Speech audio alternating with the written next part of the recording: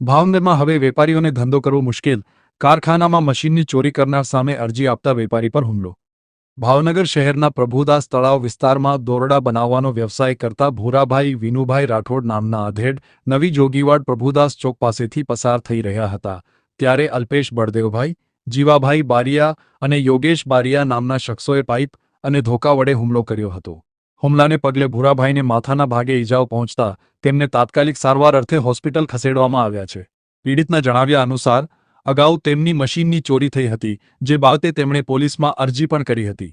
જો કે પોલીસે આ બાબતે કોઈ કાર્યવાહી કરી નથી, પરંતુ અરજી કર્યાની અદાવત રાખીને આ હુમલો કરવામાં આવ્યો હોવાનું પ્રાથમિક સામે આવ્યું।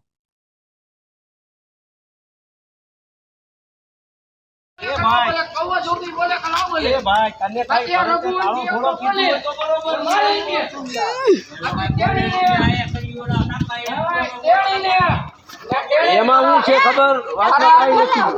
એમને ઉભરે તેણે તારા જે તે ટીચરના ભાઈબંધને મોકલ્યા છે ને મારી આગળ, મેં હું મોકલ્યા છે એને હું મારીશ ને તને મારીશ। આ બધું લાવ કરે મારી કને 100% કોઈ આગળ હું નહીં લાવું।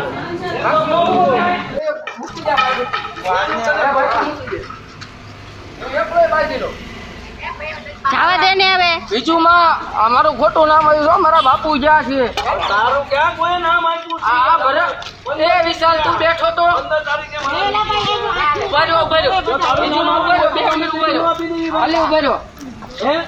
આ વિશાલ તો આમનો છોકરો છે। આવ્યા તા 2 જણ ટીચરના ભાઈબંધો આવ્યા તા, મેં કીધું તું કેલ્લું જોગી તારું નામ આવે છે મશીન ઉપાડવામાં। તારું નામ તો કોઈ દીધું જ નથી। આ ભરતભાઈએ દીધું। તમે લોકો નીકળી જાઓ, ભરતભાઈ ને જાવા દે ને હવે હું મારી લઈશ। જાવા દે હવે બાકી કયો જામ જા એ દેતા અચ્છા ખોટી વાત છે। જાને હવે અત્યારે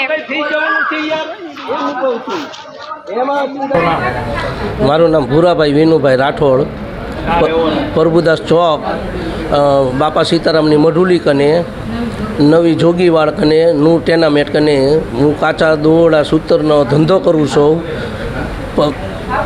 15 તારીખે પહેલાં મારું મશીન એક વ્યક્તિ ચોરી ગયો તો મારું દોરડાનું, છતાં તોય મેં કોઈ દી કોઈને લત્તામાં કોઈને ગાળ ભેળ આપી નથી।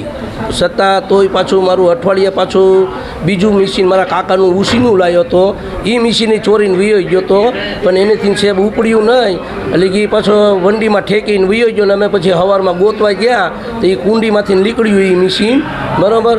પછી પાછું અઠવાડિયું થયું, તમારો જે સૂતર માલ અમદાવાદથી કાચો માલ લાવું છો 60ના ભાવનો, તે 150 કિલો મારો માલ હળગાવી દીધો છે। 150 થી 60ના ભાવનો તે મારે ના મઢુલી કને માલ હતો કાચો અમારો સૂતર દોરડાનો, તે એ છે ને દિવાસળી છાપીને વયો ગયો છે સમજ્યા। એટલે પરમદી મને જાણ મળી, એટલે મેં કેસ કરેલો છે, પણ 5 તારીખના કોઈ પોલીસ મારી કાર્યવાહી નથી કરતા। બોડી ગેટ જાઓ છો, લીમડીયુંમાં જાઓ છો તો એમ કે હા હમણાં પકડી લેશું, હમણાં પકડી લેશું, પણ આજે 5 તારીખથી તે મને એ આજે 1.5 મહિના લગી એ વ્યક્તિ હેરાન કરે છે બરાબર છે, પણ કોઈ પોલીસ કાર્યવાહી નથી કરતું। બોડી ગેટ જાઓ છો તોય તે છતાં ને આજનો દિવસ એવો થયો હતો કે એ છોકરાને મેં ખાલી એમ કીધું હતું કે જો આ મારું મશીન છે તારે ચોરવું હોય તો જે આ મશીન મારું ચોરી જાય છે બરાબર છે ને। હું મારા કાકાના ઘરે ચા પાણી પીવા ગયો ત્યારે એક વ્યક્તિને એવું કીધું જીવાને કે તારું નામ દે છે આ કે ચોરવામાં છે એમ, પણ મેં કોઈ દી જિંદગીમાં કોઈ દી મેં લગતામાં કોઈને કીધું નથી કે તમે ચોરવામાં છો એમ। આ એક વ્યક્તિ પર મને અણવિશ્વાસ આવતો હતો એટલે મેં એને કીધું ને માની ગયો છે। બધાને ખબર પોલીસવાળાને કહી આવ્યો છું, પોલીસવાળાને કહી આવ્યો છું કે સાહેબ આ વ્યક્તિ છે તમે એની ધરપકડ કરો, પણ આજે એને અઠવાડિયું થયું એ કોઈ ધરપકડ નથી કરતા પોલીસ ખાતુંથી સમજ્યા છે ને। હે એનું નામ અલ્પેશ બળદેવભાઈ ને જે ધોકા ઓચિંતાના મારી ગયા ને એ જીવાભાઈ બારિયા ને યોગેશ બારિયા ને એ તો કોઈ દી હું એને બતાવતોય નથી ને। એ લોકો 2 જણા હતા ને પેપ લઈને આવ્યા હતા ને હું તો મને વાગી ગયું, મારા ભાઈને વાગી ગયું છે સમજ્યા ને। અમને તો સત્યની ખબર નથી ને અમે કોઈ દી કોઈને વાત નથી કરી લત્તામાં કે ભાઈ તમે મારું મશીન લઈ ગયા કે એમ। ચોર મને મળી ગયો તો મારે કોઈનું હું નામ દેવું જોઈએ તમે સમજ્યા ને। ઓચિંતાનો મેં દોરડા ધંધો કરતા હતા બરાબર છે ને, ઓચિંતાનો આવીને પેપ ને એવું મારવા જ બન્યો, પણ એટલે મેં કીધું છે હું પણ એ તો વાત કરતા મને માથામાં પેપ મારવા જ બન્યો એમ।